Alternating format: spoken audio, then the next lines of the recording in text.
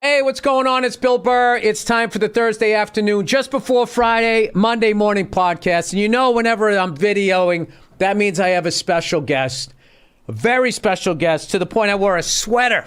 Huh? The importance of this man. He's done everything, movies, television, Broadway. He's been nominated for like everything. You know him from Star Wars and God knows everything. I saw him in this amazing Broadway play called Burn This.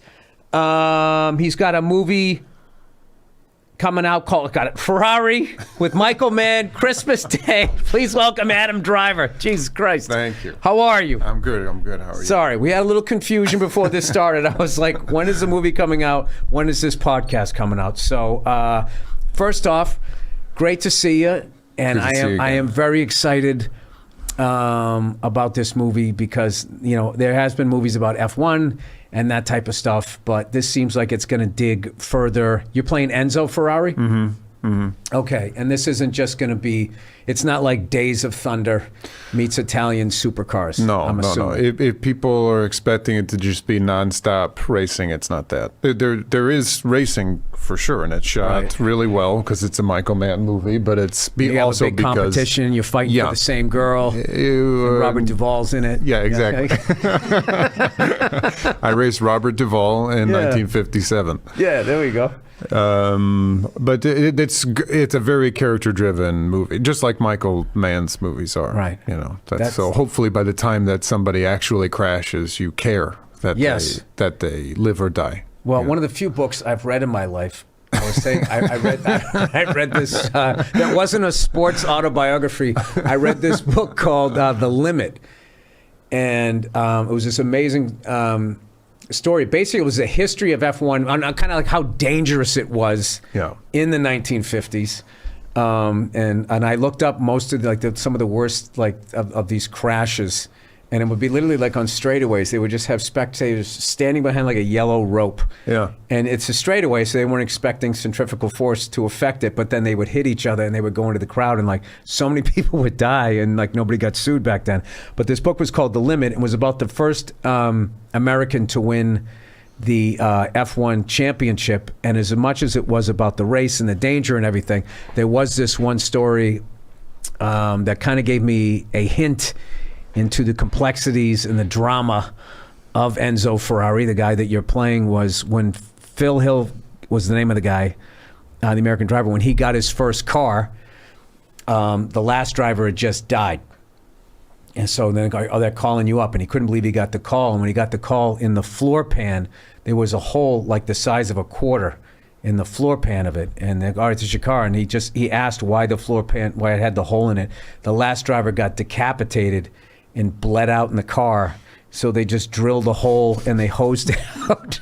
And I love where aerodynamics was, that they didn't weld it shut. And then it's like, all right, dude, you're up next. And it was just like, I mean, I feel like, you know, when I watch like those World War II movies, when you were in one of those giant bombers and you were like in that little bubble at the bottom, I feel like that job, you know, like this is the racing version of that. So what I got excited about when I heard this movie, that it wasn't just going to be like, you know, them just going around a track and some weak story to surround that, is that they're actually going to get into this guy, and it's Enzo Ferrari, and that it's Michael Mann.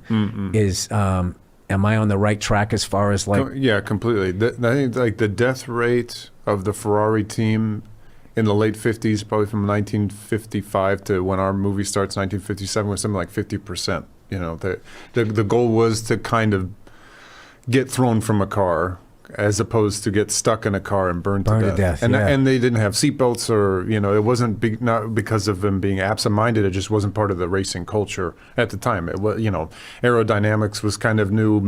Mid-engine vehicles were something that Enzo was very adverse to. He was very much of the philosophy that the ox pulls the cart. TV was entering F1 for the first time, so that was a completely new transition. And also, in our movie, Enzo, you know, he has this woman that he'd been that he had a child with named Lena Lardy, who he had a kid with. The son was about to be confirmed. He didn't know if he was going to be confirmed as a Lardy or a Ferrari, even though everybody in the town knew who he was, except his wife Laura, who he ran the business with. His son, who was on his way to be an engineer, died when he was about 21. So it's very much. Didn't he named the Denali after him? Oh, he made the Enzo after. The Enzo after. Yeah. Oh, or okay. the Dino. Sorry. The Dino. Yeah. Okay. You know, I just saw one of those recently, and it's this episode 1 of season 5 of Kojak. No, I live in the past. I can't deal with Kojak, today. like the Kojak? Kojak. Yeah, Kojak, right. Which, Okay. by the way, my 3.5-year-old son loves. Oh, really? Yeah, there's something about it. There's cars, there's shooting, there's good-looking women, and there's this gorgeous woman. She just comes walking out of the elevator. She walks by 2 Porsches and then gets in the, the Denali. I thought it was called Denali. I have no idea. That early 70s one. And it's gray, too, which is a really unique color. And then, of course, somebody gets shot. Next to a yellow Pacer, which I thought was interesting to have all of those cars and then just have that in there. But anyway, what I love about your career, other than that, you know, you're amazing at what you do, is like you just seem to be working with, like, you work with directors that are also, like, I think have the same approach that you do, or so you just seem like you want to do, you're always going for something great. So I always know that if I'm scrolling on Netflix or whatever, and if I see your face, whatever it is, it's like fuck. No, I know this guy doesn't just. You know, this isn't going to be fucking Police Academy 6, and he's buying a house in Malibu, like that thing. Like, hey, you know, it's about time I get paid. I'm doing Con Air Part 9, which I don't judge anybody anymore, the way they're not fucking paying anybody. Everybody's doing commercials now. You're one of those guys. So you get to work with Michael Mann, who, it's amazing. Basically been watching his movies my entire life, and I thought he had way more. So before I came in here and I looked at the ones that he did, he doesn't have nearly as many movies as I thought. It's just that he just hit so many home runs. Right, yeah. You know, I actually, like, last year I went back and I watched, like, Thief, which I think was his first one.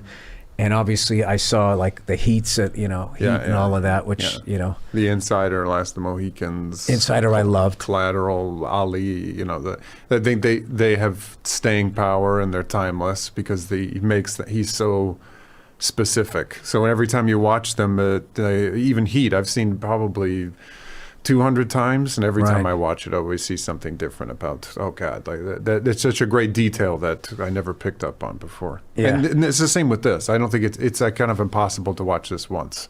It's very possible. But so what's that like when you get in? You're with the guy. Okay, you're working with somebody who's a legend like that as a director. Mm-hmm. They obviously know what they're doing.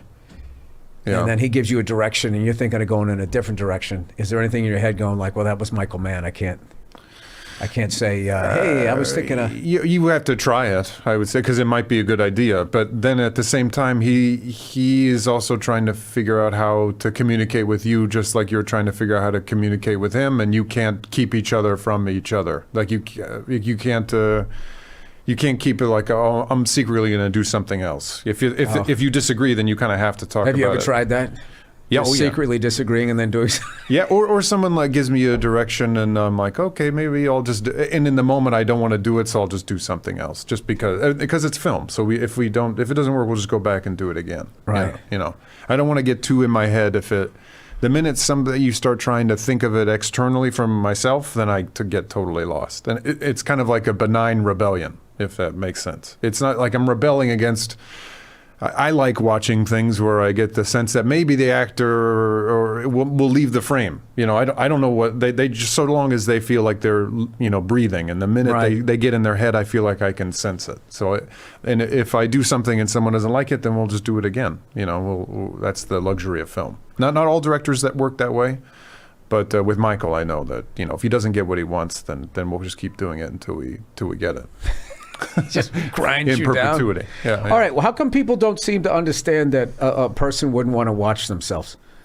Because when I saw that whole bullshit, it's just like, why would you want to sit there? Because I have a theory that if you're looking at the side of your head while you're talking, It's like that Native American thing where they didn't want to get a picture. It takes a piece of your soul. There's like something that you should never do that. Yeah. Yeah, I mean, some people watch themselves and they benefit from it, and I've started to do that now too. Where I've started to watch things that I'm in just because I realize that even when I watch it in retrospect, I don't like it, and I feel like I could have had a time when we were putting it together to fight for the part a little bit, like protect your performance. Because usually before I'm like, okay, I did it, I absolve all responsibility. It's your movie, I'm going to go away now. I like that. That's like denial. Yeah. It's a way of coping, I think, with when it doesn't work, then then it's not my responsibility. I mean, it's lots of reasons. Trauma inspired? Because that's how I go through life. Right. I just keep marching forward Yeah. to stay, because if I slow down, like the fog of what has happened in the past catches up to me. So I just keep going, like, all right, I don't need to look at it. I'm sure it's fine. Yeah. No matter what it is, it's going to make me cringe. So. I wish I was that way, but I'm not. I get all obsessed about a detail and go over and over again, and I'll drive myself crazy and everybody else around me crazy, asking them to explain what the thing was as opposed to just fucking watching it. But at the same time, I also came from theater where you don't get to see what it looks like You're only, you're on a stage and you do it, and always at the last performance is I'm sure you feel this with stand-up. I mean, maybe not.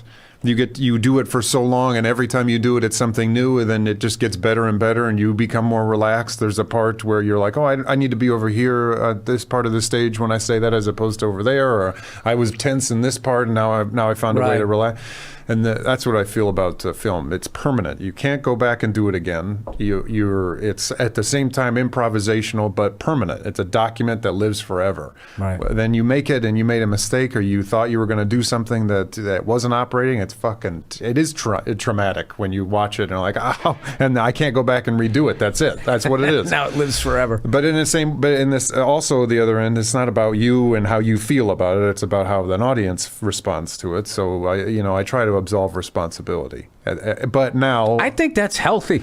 I think so too. Suddenly it turns into this thing where people ask me about it all the time as if it's very odd. But to me, it makes sense to not watch things if you don't want to. Yeah, not wanting to see yourself retiring, like figuring a way out of this business and Right. just being able to sit and be quiet. Right, yeah. Like stuff like that makes sense. One thing that does, as far as like with like stand up, and you doing, when I watched you on Burn This on Broadway, it's the same thing where it's live, okay, and there's like no do-overs. But me, I can adjust to a screw up.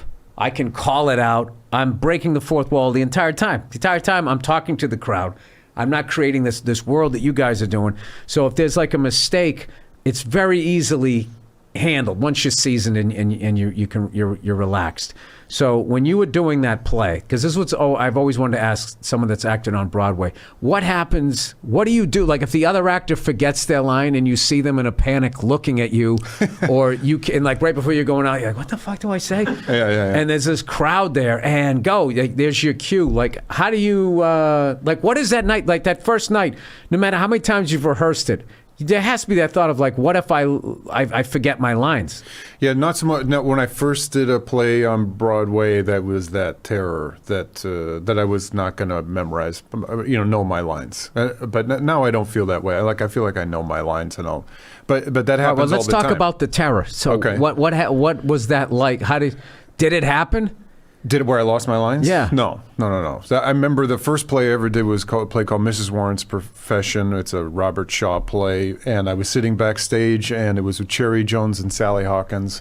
And they were acting, and there's the mic in my dressing room, or the speaker in my dressing room. And somebody said something that was funny. And for the first time, I heard a crowd that size laugh. And I was fucking terrified because because it's immense, and very... deep, and I blacked out. Or I don't know if I really blacked out, but I was terrified. And then I had to go out, and I stumbled through it, and that was it. It was not a good show. Have you ever gotten mad at yourself for choosing this profession? All the time. In those moments, because I do that all the time. Yeah, it's all self-induced. No one asked me, and no one is asking for it.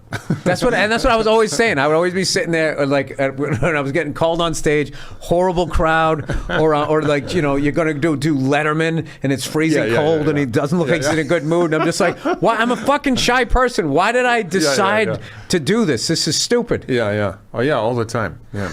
But then when it's over, then you're like, you feel amazing for like 20 minutes. Yeah, then that's it. I always the best part of getting of jobs is the first 20 minutes when I realize I'm going to do the job. But then after that, it's just misery until it's over. Yeah, you're like, oh fuck, now I have to go do it. Yeah, and it has to be great, and it has to be something that was worth all the effort to get there. Well, I got to tell you, when I saw you on that, like, dude, you came out in that play, Burn This, it was like, you know, it was already a good play. You didn't come on, I felt, for like the first 10 minutes. Right. And when your character comes in, I think he was hammered or whatever, he's just an erratic, crazy fucking person.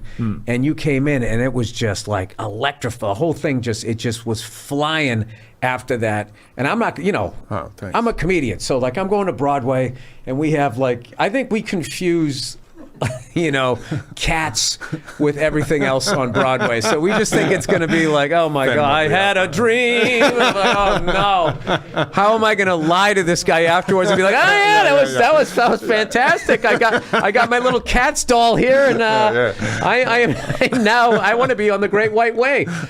I was so like psyched. Like that's only happened 2 times. Oh really? Your play, and then when I first moved to LA, my neighbor across the street wrote a play and put it out up here in LA. And you know, LA theater is not known to, does not have a reputation. And I was in a fucking panic because it wasn't, not only would I have to say that I liked it after the show, the guy lived across the street from me. So like, how long could I keep the lie on my face? And fortunately, I went there and I loved it, and it was really hilarious, and it was really smart and really funny. And I was like gushing afterwards, and like most of it was my relief right. that, oh my God, thank God I not only did I like it, I actually loved it. And so I've gone to, you know, that kind of opened me up, because up until then, I'd only seen like I'd just seen like off Broadway plays. Right. I mean, I remember seeing something my wife was in, and there was somebody on stage, and their job was acting out the machinery of like the industrial ages. And I was exactly, and we're in this little black box theater, and I was just sitting there being like, how is this what is this? Yeah, like, how the fuck does this lead to that? Like, this seems like you're walking in the other direction. Then I was getting frustrated. Oh man, I got some stories. My wife, you know, did a lot of acting. I remember one time she did she'll get mad at me if I tell this story, but it's too good not to tell it. So she was doing this play, and I was so, because my wife's, you know, better actor than me, and she's just fucking amazing, and she's beautiful, right? And I just want to see her up there, and I want to see her working. And they had her up there. In New York? I got to protect this story. Okay. I can't give out too many details. Okay. So they had her, all she was doing was just reading like the narration. That's what they had her doing. And then it'd be like, and then 12 days later, but blah, blah, blah, you know, she's really young or whatever. So I was getting frustrated with that. And then the fucking play, I can't, the fucking play was driving me up the wall. And I was drinking back then. So there was, it was a break. So I went out and I had a beer. And then I had another beer, and then the stupid little ding-dong thing goes off, and I'm just thinking, like, there's no fucking way. I go, this is bullshit. Like, what am I supporting here? Supporting her, them not using her talents? I actually did it as a fan. If you're watching this, Nia, I did it as a fan. I'm not fucking going to sit here and watch her be underused, watching that other bullshit that's happening. So, I'll tell you after what it was about. Anyway, So I just decided this. I'm going to stay out there, and she's not going to know. So I don't go out there, and I get, you know, I kind of get half blitzed, and I didn't know, she could tell that I didn't come back, and she was so fucking upset. You didn't come back? I didn't come back for the second half. Oh wow. No, I just walked in the end when it was over, and then I went, oh yeah. Oh wow. I had, you know, a couple of Sam Adams in, and then I was going like, great job, and I could tell her energy. I was like, either she didn't like to play, or she could tell I wasn't, and I found out that you know, she could tell that I wasn't there. And oh my God, dude, she held that over my head. Yeah. She held that over my head until she didn't watch me on Reservation Dogs for like 9 years, whenever the fuck that came out, like 4 years ago. She's still yet to watch me. I go, all right, we're even. We're even. And she goes, I know, I just haven't gotten around to it. I go, it was a really cool episode. It's a great show. And she didn't watch it. And I go, all right. We're even now. Right. Remember when I sat out there and I got drunk because I didn't want to watch you just fucking reading what underused. ellipses, not ellipses. What's the Stage directions. Stage directions. Yeah, Right. ellipses. That's ... How did you get the acting bug? Like it didn't. Like your route is really Odd. yes. I was interested in it. Oh no, you know what I would actually say? I would say it's old school. Because Yeah, so in a many of the way. old school actors, Lee Marvin and all them, literally fought in wars. Yeah. Gene Hackman. Yeah. It's a lot of action back then, you know? Yeah. Yeah, it was. I was. It was World interested War II to Korea to Vietnam. I mean, it was Right, kind of hard. to avoid it. Well, I also think I that that's why those guys are so compelling, because they're little guys. They're like they all weigh like 140 pounds, but they actually, they saw action. They killed people. So like when Lee Marvin was like delivering lines, I think he was involved in something where like his whole platoon, except for him and like a couple other guys, got like wiped out. There's just something about that, like those guys when they were on screen. So because you, as much as you're way younger than me and everything, you have like a throwback vibe. You don't have like when I talk to you, I don't feel like that. Like I don't know what happened along the way, but there was. I don't know if it's just me being older, but there's just different kinds of people now. Like people are just like I've just lived, I guess, long enough that. Like I don't know what the fuck was I watching the other night? I was watching Magnum PI because a friend of mine was on it. And the guy's like, Magnum's like stuck in this relationship and his girlfriend's giving him shit that they're not spending enough time. And I'm just like, they never had storylines like this. The guy was just driving around in a Ferrari banging chicks. Yeah. You know? And then even like the helicopter pilot, like the first guy was jacked and this guy was more like, he had the dad bod going on. No offense to that guy, but I'm just saying like this is, it like. Who, Tom Selleck or no? No, the guy who played TC, the original TC guy was fucking jacked. And the next guy, like it was just, everything was just sort of like softened a little. Everybody's like, all right, like the new Magnum is a lot more understanding. And he's like examining it. There was no examination. Yeah. It was like the first Magnum. If you watch the first Magnum, it's weird. Yeah. When you go back and watch it, it's just like all these guys are straight, right? Yeah. They're all just kind of fucking hanging out, doing all this manly stuff, flying helicopters and surfing and shit. There was just sort of something like it's weird. It's like super manly and then maybe like really gay at the same time. Where now I felt like the new Magnum is just way more. They're just like regular. Yeah. It's like, oh, you solve crimes too, do you? I thought you were in fucking, fucking, I don't know, HR or something. He doesn't. Guess I'll never be on that show. But I haven't seen the new one, but I know what you're talking about. Yeah. Yeah. Even the Ferrari, our movie, it's like it's all pre-psychology. They're not so analytical about. Enzo Ferrari wasn't someone who was like, well, let me think about how I feel about it. He's instinctual and moving forward. Wasn't his thing like when a driver died, he'd say, that's terrible, my condolences to the family, how's the car? Yeah. It was very like. Yeah, well, in the movie, he talks about a little bit. He had two good friends, Campari and Borzacchini, who were killed by cars that he made, and so he just he came up with this system of dealing with it, his own psychology of just building a wall. So if anything, and being unemotional about it, and manipulating personalities to get what it is that he wanted, the best out of them, but not getting so close that he would betray any kind of emotion or anything like that when they would die. Yeah. I cannot wait to see this. Did you shoot this in Italy? Please say yes. In Modena, the town, everything. It'll make more sense when you see the film. But the haircut, the barber where he gets a haircut is the barber where he gets his haircut. The guy who's cutting his hair is the grandson of the guy who cut his hair. The opera house is the opera house. Everything is where the crash is at the end is the actual crash. I would say more about it, but how long were you shooting over there? 4 months. 4 months, with like a month of pre-production. Is it annoying to have to be working that hard in a place that gorgeous with that good of food and stuff and be like, well, you did have weekends off, right? Or we weekends off, but it was like prosthetics, and it's the middle of August in Italy, in Modena, which is the hottest fucking time of the year. So you're doing recovering on the weekends. And my family was there, so you're You're just recovering because it wound up being like 17-hour days, 18-hour days, sometimes 20-hour days.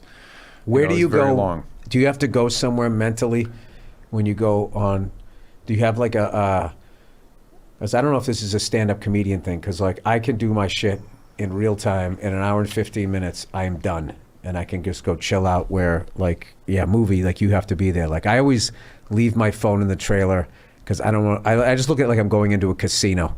Like I don't know what time it is. I don't know what it is. I'm just here. I'm doing whatever they tell me to do, and then somebody just goes, "Hey, it's lunchtime." You're like, "Oh, okay. I guess it's noon." Yeah, totally. Yeah. Wait, when you travel on stand up, you're saying that when you're done, you're done. You're shut it off. Is that what you mean? No, I'm saying that the difference between acting, like the mental strength you need as an actor versus a comedian, is like stand up it's a joke. Like there's nobody fucking telling you what to do. You can do whatever you want to do, and if it doesn't work, you can blame the crowd. It's like this fucking amazing. That's why so many of us are assholes. It's just, you just fucking fuck this state, you know, and just fucking you just move on, right? There's really, you can if you're not careful, there's no self-examination, like learning about yourself. But I felt like.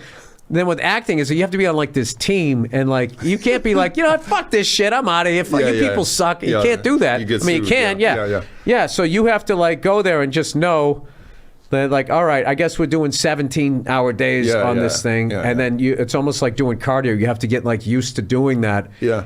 And to me, it's very similar to the military, actually. I mean, the stakes are completely different, but it's all about working within a group of people, and you have a role, and you have to do your role really well, and you have to support all the personalities that come in, because for the sake of the movie, not necessarily you. It's the crossovers are obvious to me. How did you coming from like? The military, like you fit in with Marines and then you also fit in with actors. That's pretty wild to me. Yeah, I didn't initially with actors. I do now. I mean, it's all about, I'm sure with the same thing with comedy, it's finding the right group of people. I don't fit in with all actors. You can tell right away if an actor comes on set and it's very much about them and their performance and what it is that they're trying to, versus an actor who comes on and because it's stressful, as you know. You're fighting technology, you're fighting time, you're racing the clock, and someone's videotaping the whole thing, and you're never going to come back there and do it again. And if in the midst of all of that stress and stakes, they're there to kind of serve the film and the bigger picture, and you as a scene partner, like those are people that you try to hold on to, and the other people that are there for their own thing, or they're fucking checked out when that's your coverage, or they're taking up time and wasting energy, then you try to get rid of those people as soon as possible. People on their phones in between things. Fucking yeah. I don't know how they do that. I can't stand it. All right. I go in a rage about phones. I thought that was just me. Phones on a set? Yeah. Oh, I fucking can't stand phones on a set. Like, we are doing this now. We're here doing it now. We're never going to come back here and do this thing again. And this is going to live on forever. And you've left your family and your kids and your house and to come here and do this, and you have to go back and explain that this is what I was doing. Your wife is picking up the kids at school and dealing with sickness, and you're calling. It's like it better be fucking worth it. Right. I think. I think what's worth what you guys did is actually going to be at the movies. Which is something that I'm hoping like guys like you keep having. You got to root for every movie at this point, because it's just that shared experience thing. I know I sound like an old guy, but I had a small part in this Sandler thing called Leo, and we went for the premiere, and it was a packed house, and there was a bunch of kids there and parents there, and the writing was just amazing, and Adam, of course, was hysterical. He's and great. Just like hearing everybody laughing and then feeling like legitimate, because it was legitimately funny. Once again, nobody had to like fake it. I was walking out like, man, I fucking missed that, as opposed to just sitting there, laying in bed, scrolling and like, I'll watch the first 40 minutes of this, or like, right. I wish streaming services too, like when there was a TV series, if they would just sort of like put it out like, one episode a week like they did, then I feel like they could relax and not have to be like this fucking, whale eating plankton, coming up and just a big mouthful of content every month. It's like, why don't you fucking stretch it out and then give the writing staff a chance to catch up? Because I remember I did this fucking animated show. It'd take us a year to do it. It'd be 8 episodes, half-hour episodes. You could watch the whole thing in 4 hours, and it would come out, and people would binge it. And people were like, that was great. When's the next one coming out? Right. It's just like next. Yeah, it's like it's gonna take me like a like a year to with all kinds of help to try to do this again. So like I just feel like there's so many great things being made, and that seeing them on a big screen with the public, I still think that that's cool. And I don't like that whole, if it's a great TV series, it's like a fine wine and you're like shotgunning it, right? And just to grab like another bottle. So I mean, what do you think about that? Do you think cinema's gonna just go away? Like nobody's gonna go to the movies? Yeah, I don't know. I'm pessimistic about most things, but that to me, that's why I like this one so much, because this is a kind of movie when I was like first discovering films as a teenager that I always imagined that I'd get to do, where it's like a very character-driven, cinematic, thing that has high stakes. It's accessible by everybody, but not so dumbed down that like, every plot point has to be spelled out, and it just doesn't. I like when movies tell me what I'm supposed to be thinking. Yeah. This does not do that.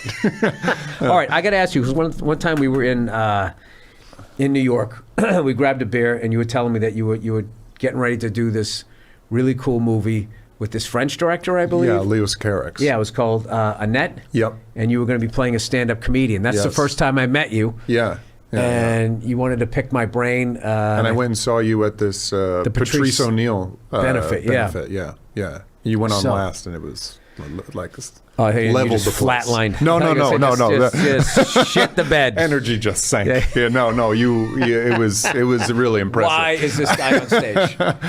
No, the place just get erupted. That was. I appreciate that. I want to see that movie. Where can I? Because I never ended up seeing it. I am lost in the world of stand-up and watching sports. I'm a big bread and circus guy. Like whatever they want me to watch to distract me from what's going on. Yeah.